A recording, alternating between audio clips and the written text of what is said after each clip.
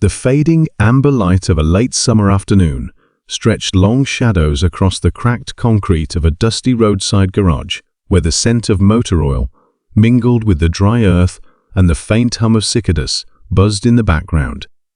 Inside, a solitary mechanic, weathered and steady, knelt beneath a battered truck, fingers deftly coaxing life back into a stubborn engine, his face marked by years of grit and quiet perseverance. He was a man shaped by hard work and humility, the kind of soul who knows that every dent and scratch tells a story. Every repair is a small act of restoration, not just of machines, but of dignity. Suddenly, that peaceful rhythm shattered as the roar of engines thundered closer. Two motorcycles pulling up like dark storm clouds, their riders bristling with arrogance and menace. The bikers, clad in leather and loud with bravado, swaggered into the garage, loud enough to drown out the cicadas' song, their laughter sharp and cutting through the stillness like knives. They began to taunt the mechanic, mocking his quiet demeanor, questioning his skills, and stirring trouble where none was wanted. The air thickened with tension, every nerve in the mechanic's body tightened as the bikers' insults escalated, their shadows looming large against the garage walls. The clatter of dropped tools and the scrape of a chair being pushed back jolted the few patrons nearby into silence.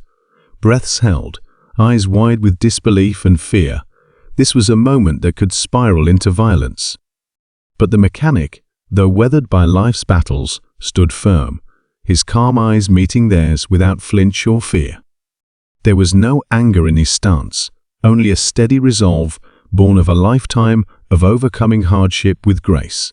In that charged silence, the room seemed to hold its breath, the tension electric and palpable. The bikers, expecting submission or retaliation, instead found a man whose courage was quiet but unbreakable, a man who understood that true strength lies not in fists but in the heart. With measured words, the mechanic diffused the hostility, appealing to the humanity beneath the leather and steel, reminding them without preaching that respect is earned, not demanded. Slowly, the storm of aggression began to dissipate, replaced by a fragile truce, as the bikers' sneers softened into grudging nods. Nearby witnesses, moved by the display of bravery and compassion, stepped forward, offering support and solidarity.